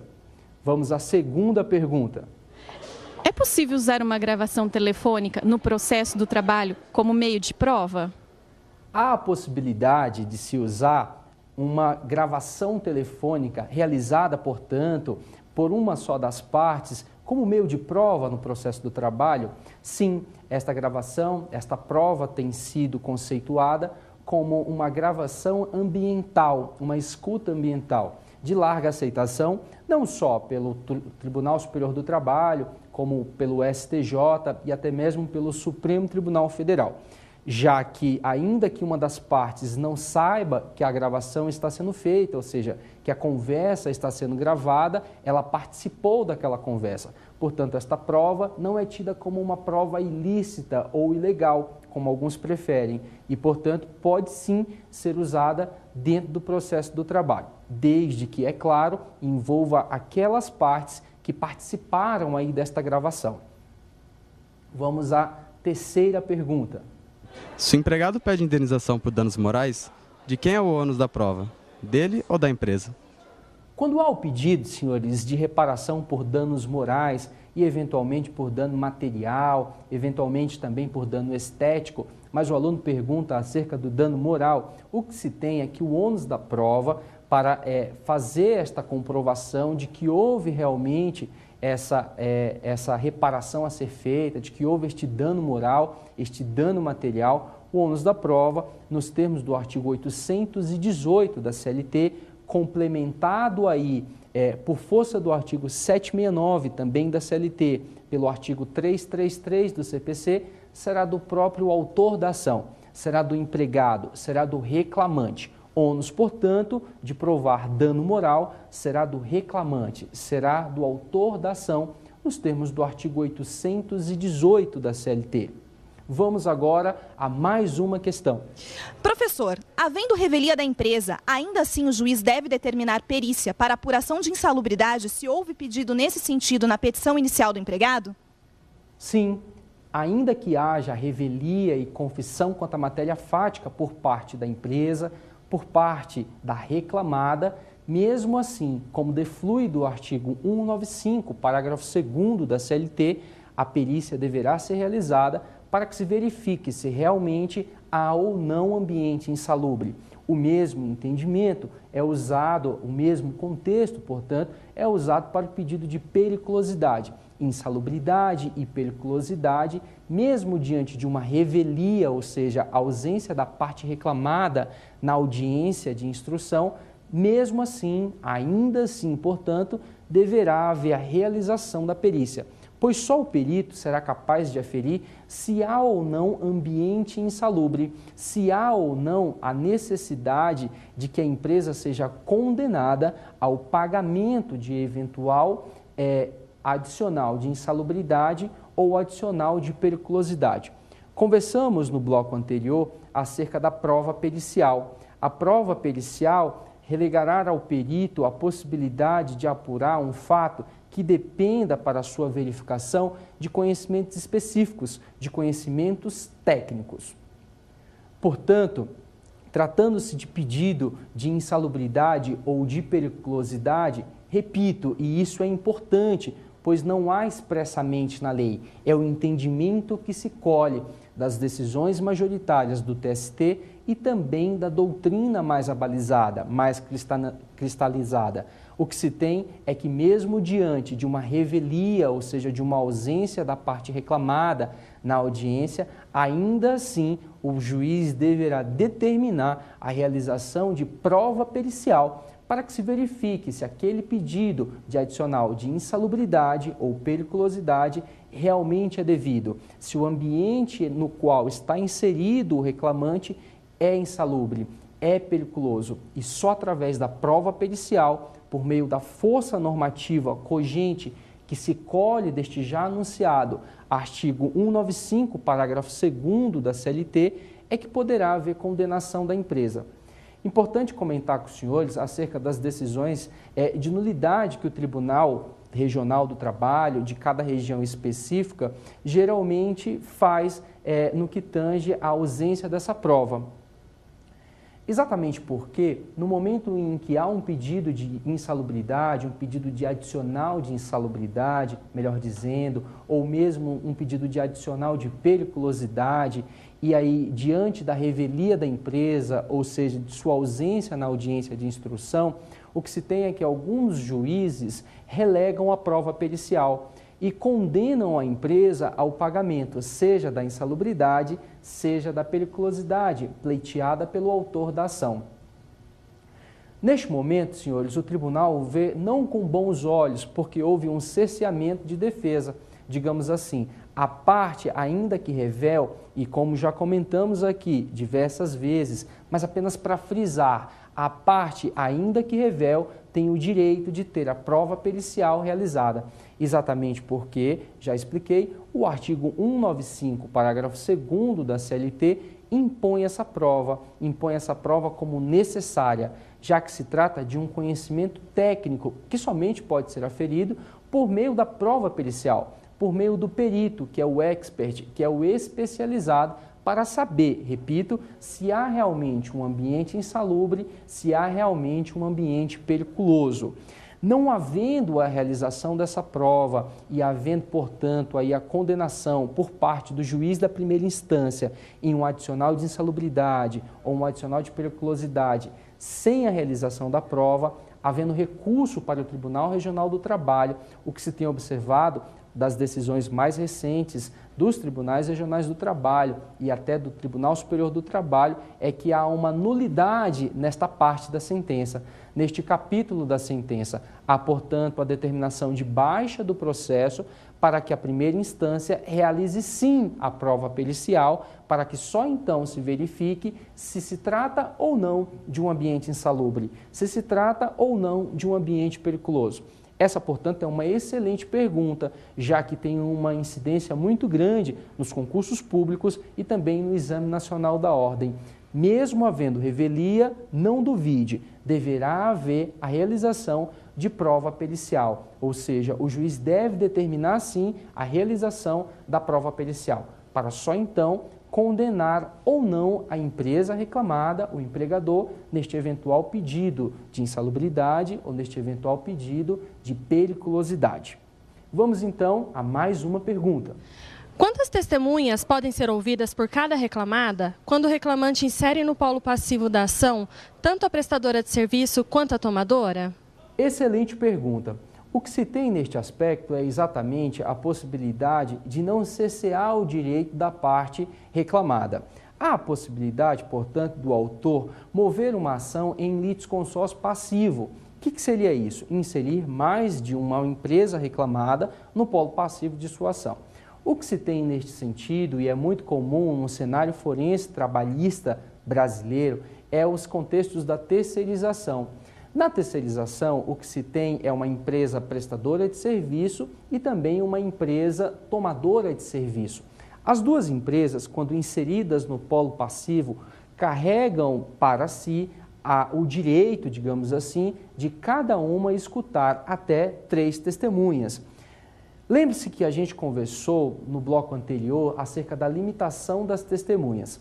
Quantas testemunhas eram necessárias em cada procedimento trabalhista? Recapitulando, o que se tem é que dentro do processo do trabalho, para o procedimento ordinário, cada parte poderá ouvir, portanto, até 3 testemunhas. Se se tratar, por sua vez, de rito sumaríssimo, previsto no artigo 852-A da CLT, procedimento este que veio ao mundo aí dentro da CLT a partir de 2000, através da Lei 9957, o que se tem é a possibilidade de cada parte poder ouvir até 2 testemunhas no máximo. Temos também um procedimento específico, um procedimento especial, a que damos o nome de inquérito judicial para apuração de falta grave, uma ação que eu uso apenas para rescindir o contrato de um empregado estável, e essa ação, que tramita por procedimento especial, confere a cada parte a possibilidade de oitiva até o máximo de 6 testemunhas. Quem vai dizer isso para os jurisdicionados é exatamente a norma esculpida no artigo 821 da CLT. Delimitado, portanto, o número máximo de testemunhas que podem ser ouvidas em cada procedimento da CLT, ou seja, ordinário até 3 testemunhas para cada parte, sumaríssimo até 2 testemunhas para cada parte e rito especial até 6 testemunhas para cada parte, especificamente para o inquérito judicial, para apuração de falta grave, fica a excelente pergunta que me foi feita. E se houver litisconsórcio passivo, ou seja, se no polo passivo da ação forem alocadas pelo reclamante em sua petição inicial 2 empresas, se for efetivamente e manifestamente a possibilidade de litisconsórcio passivo, exemplificativamente uma ação que tramite no rito ordinário, a parte do polo passivo, nesse litisconsórcio passivo, terá direito a apenas 3 testemunhas ou ambas juntas terão o mesmo direito, ou seja, cada parte poderá ouvir 3 testemunhas. Como é que fica? Essa foi a pergunta feita. Depois de delimitados todos os nuances dos procedimentos ordinário, sumaríssimo e especial, o que se tem é que, pelas decisões recentes e também pela doutrina majoritária, e é esta, melhor dizendo, a posição que se assume no exame de ordem e também nos concursos públicos, o que se tem é que não há lesão do direito da parte. Portanto, mesmo que 2 empresas, e no exemplo que eu te dei, uma prestadora e uma tomadora, sejam inseridas no polo passivo, cada uma fará jus à oitiva, no máximo, de até 3 testemunhas. É claro, tratando-se de procedimento ordinário. Tratando-se, por sua vez, de procedimento sumaríssimo, cada empresa alocada no polo passivo terá o direito, por sua vez, de ouvir 2 testemunhas, cada uma delas. Com isso, concluo, senhores, que não há a limitação de apenas 3 testemunhas para as 2 empresas, ou seja, cada empresa fará jus ao limite máximo de oitiva de 3 testemunhas, cada uma, e não como alguns autores entendem, como algumas decisões minoritárias entendem, no sentido de que as 2 juntas é que fariam jus ao limite máximo de 3 testemunhas. Portanto, se essa questão cair na sua prova, marque como alternativa correta aquela alternativa que dispõe que cada parte, ainda que em litisconsórcio passivo, terá o limite máximo de 3 testemunhas. E aí a análise que precisa ser feita é de qual é o procedimento que está sendo usado. Se for ordinário, 3 testemunhas para cada uma, para cada empresa do polo passivo. Se for sumaríssimo, 2 testemunhas para cada uma.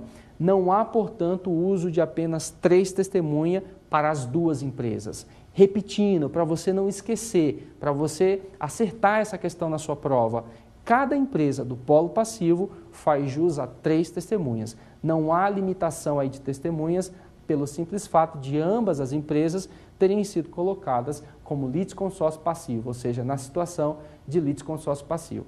Agora, uma novidade que eu quero partilhar com vocês. E se for uma ação plurima, ou seja, e se tratar de um litisconsórcio ativo, aquele previsto no artigo 46 do Código de Processo Civil e também no artigo 842 aqui da CLT. Se for a hipótese de 2 reclamantes ou de 3 reclamantes de uma mesma empresa, por exemplo, ajuizarem uma ação em face do mesmo empregador.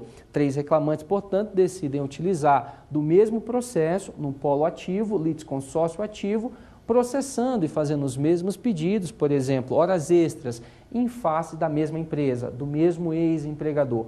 Como é que fica? Eles também têm, cada um deles, cada um dos 3 reclamantes, fará jus a ouvir 3 testemunhas, ou eu aplico este entendimento que acabei de partilhar com vocês, que uso para o litisconsórcio passivo, ou seja, cada empresa tem sim 3 testemunhas. Não.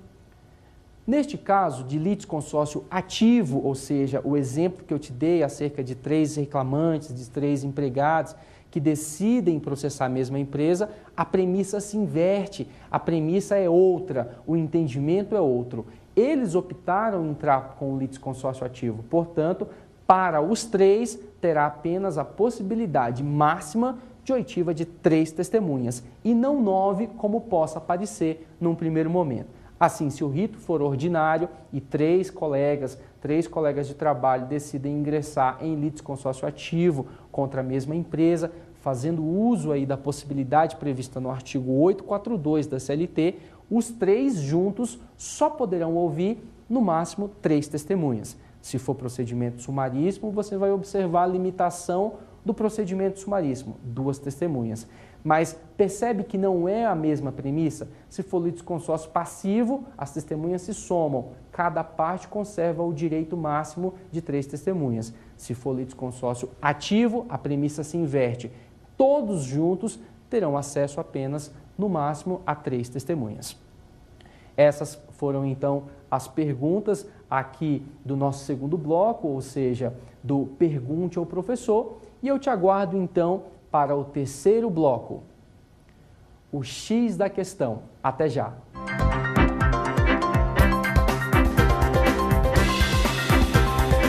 Olá, estamos de volta para o nosso terceiro e último bloco, aqui do nosso Prova Final.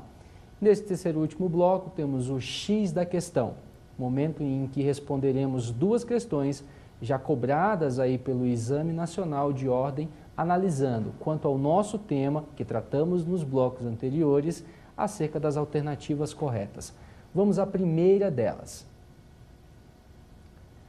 Esta primeira questão foi cobrada pelo Exame Nacional de Ordem, ou seja, a FGV, exame 2011.2. Dispõe o seguinte: a respeito da prova testemunhal no processo do trabalho, é correto afirmar que... E aí vamos à primeira alternativa.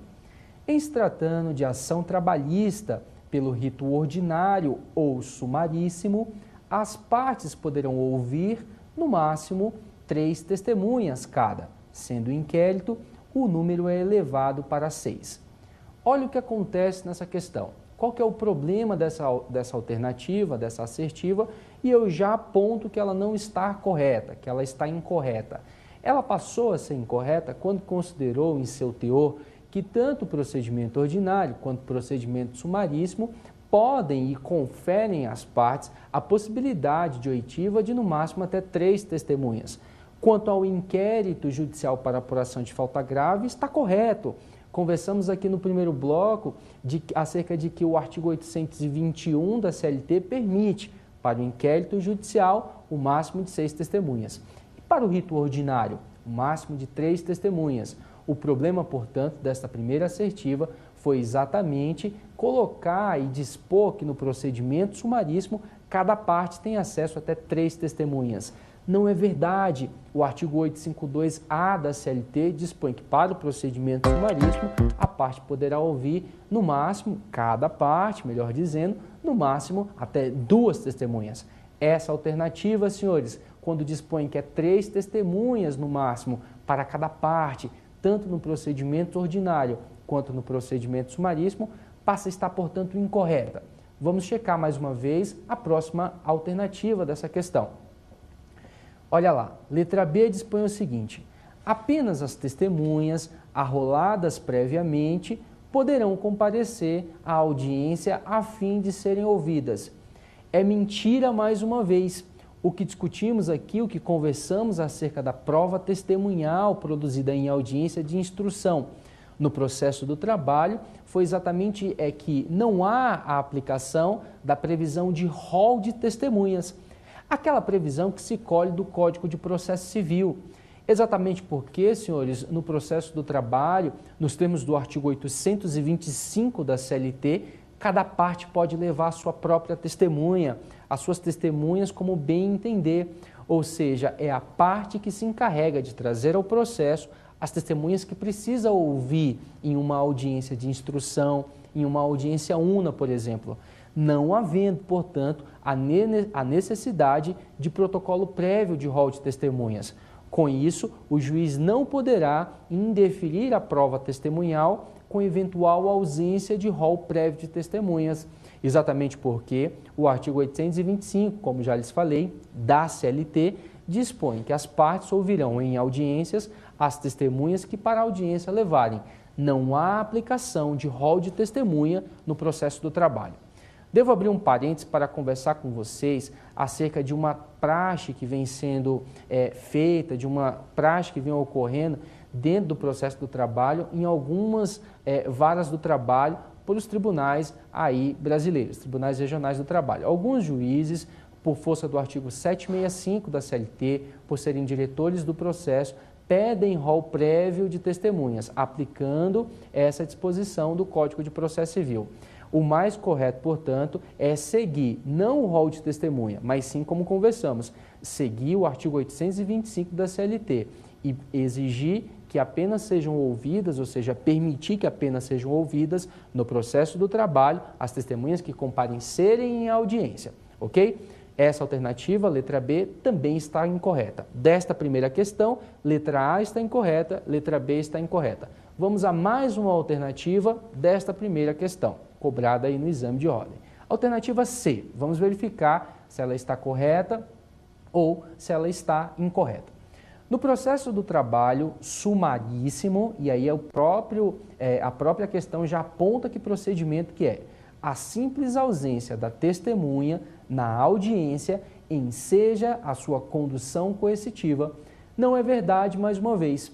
O que temos para o processo do trabalho, no sentido de comparecimento da testemunha em audiência de instrução, em que ela deverá ser ouvida no processo sumaríssimo, ou seja, no processo trabalhista que tramita aí perante o rito sumaríssimo, sob o rito sumaríssimo, artigo 852-A da CLT, é que só será deferida uma condução coercitiva de uma testemunha se ela for comprovadamente convidada e mesmo assim restar ausente na audiência. Essa sistemática não está presente no rito ordinário, exatamente porque, senhores, o artigo 825, parágrafo único da CLT, prevê que o juiz poderá determinar a condução coercitiva ainda que não haja a comprovação do convite para essa testemunha. Já no processo trabalhista que tramita pelo rito sumaríssimo, deve haver uma prévia comprovação pela parte que pretende ouvir aquela testemunha de que ela sim foi convidada e mesmo assim não compareceu à audiência. Só depois disso, só depois de comprovado aí o convite e na maioria das vezes escrito, assinado pela testemunha, de que sabia que tinha que ir naquela audiência, se comprometendo aí naquela audiência, só depois dessa ausência comprovadamente convidada é que poderá haver a condução coercitiva. Exatamente porque estamos diante do procedimento sumaríssimo. Mas não esqueça, a premissa se inverte se estivermos diante do procedimento ordinário, em que não se exige a comprovação.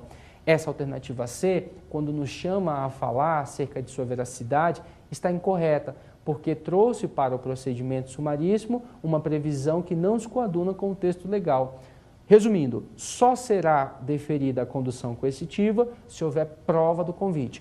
No caso, não houve, portanto, essa alternativa está incorreta. Por conclusão lógica, estando incorreta A, B e C, certamente só a alternativa D estará correta desta primeira questão que estamos conversando aqui, neste terceiro bloco, X da questão. Vamos verificar se realmente ela está incorreta, se ela está correta, melhor dizendo. Olha lá, as testemunhas comparecerão à audiência independentemente de intimação. E no caso de não comparecimento, serão intimadas de ofício pelo juiz ou requerimento da parte. É exatamente isso, foi exatamente isso que acabamos de conversar quando enfrentávamos aqui os contextos da alternativa C. No procedimento sumaríssimo deve haver prova deste convite para que somente após, eu te disse, haja condução coercitiva. Já no procedimento ordinário, trabalhista, não há necessidade da prova deste convite. Então, se você for a uma audiência e o procedimento for ordinário, sua testemunha não pôde comparecer, você não precisa comprovar perante o juiz que houve um convite prévio. Isso só é exigido se for procedimento sumaríssimo, porque a lei assim dispõe. E se lei temos, lei vamos observar. Nesta primeira questão, portanto, cobrada aí no Exame Nacional de Ordem pela FGV, a alternativa correta será a alternativa D, ok? Vamos então à próxima questão. Também exigida aí pelo Exame Nacional de Ordem, o 7º exame pela Fundação Getúlio Vargas. Vamos lá. Josenildo da Silva ajuizou reclamação trabalhista em face da empresa Arca de Noé Limitada, postulando pagamento de verbas exilitórias em razão de dispensa imotivada, ou seja, sem justa causa. Pediu também horas extras, com adicional de 50% e repercussões devidas em face da percepção de parcelas salariais não contabilizadas e de diferenças decorrentes de equiparação salarial com o paradigma por ele apontado. Então, ele pediu horas extras, pediu equiparação, pediu salário por fora. Na defesa, vamos ver aí o que aconteceu com essa defesa. A reclamada alega que, após discussão havida com o colega de trabalho, o reclamante não mais retornou à empresa, tendo sido surpreendida com o ajuizamento da ação, que a empresa não submete seus empregados à jornada extraordinária, que jamais pagou qualquer valor ao reclamante que não tivesse sido contabilizado e que não havia identidade de funções entre o autor e o paradigma indicado na petição inicial. Quer dizer, impugnou todos os pedidos aí da petição. Vamos ver o que o examinador nos chamou a falar nessa questão. Então ele te pede, olha, considerando que a ré possui 10 empregados e que não houve a juntada de controle de ponto, assinale a alternativa correta. Letra A. Cabe ao reclamante o ônus de provar a dispensa imotivada? Não é verdade. Conversamos aqui no primeiro bloco acerca do ônus da prova no que tange ao final da prestação de serviços, no que tange ao final do contrato de emprego. Naquela oportunidade eu te disse que prevalece hoje no ordenamento brasileiro, especificamente na seara trabalhista, o teor e a normatividade da súmula 212 do TST, que dispõe que, por meio do princípio da continuidade, sempre ao empregador é que competirá o ônus da prova para que se prove, portanto, o final da relação de emprego. Portanto, a alternativa número A, a alternativa de letra A, melhor dizendo, quando dispõe que ao reclamante é que caberia a prova do final da relação de contrato, ou seja, por essa dispensa imotivada, faz-se incorreta, exatamente porque temos a súmula 212 do TST dispondo perfeitamente o contrário. Cabe à empresa, cabe ao empregador o ônus da prova, não ao reclamante. Alternativa A, incorreta, portanto. Vamos continuar verificando aí as próximas alternativas. Alternativa B, neste momento, para checarmos se é ela a verdadeira. Alternativa B. Cabe à reclamada o ônus da prova quanto à diferença entre as funções do equiparando e do paradigma. Mentira mais uma vez. O que temos aqui dentro deste contexto de equiparação salarial é a imperatividade da súmula 6 do TST, que dispõe que o reclamante é que tem que comprovar a identidade de funções. Portanto, não a reclamada é que deve provar essas diferenças. Alternativa B, também incorreta. Alternativa C, vamos a ela. Alternativa C nos trará o seguinte: cabe ao reclamante o ônus de provar o trabalho extraordinário.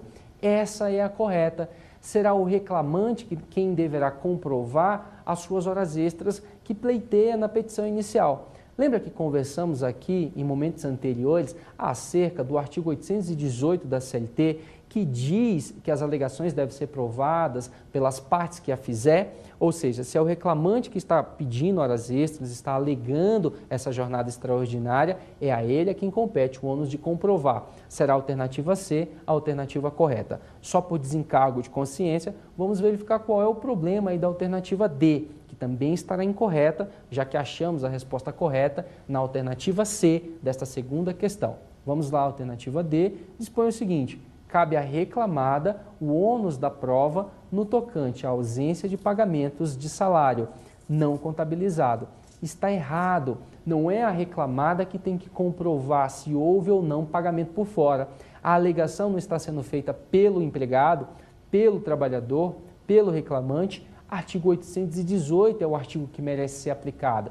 E este artigo, eu te expliquei, ele era complementado pelo 333, inciso 1 do CPC, por força do artigo 769 da CLT.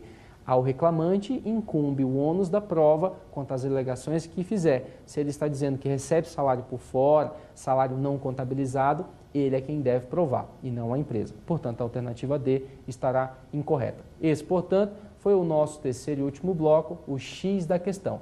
Eu me despeço, portanto, dos senhores, te dizendo que foi um prazer estar junto aqui no Prova Final, este programa que é uma parceria da TV Justiça e da Rede LFG, te dizendo que você, havendo alguma dúvida acerca de tudo que trabalhamos aqui, pode enviar a sua pergunta para o e-mail provafinal@aesapar.com.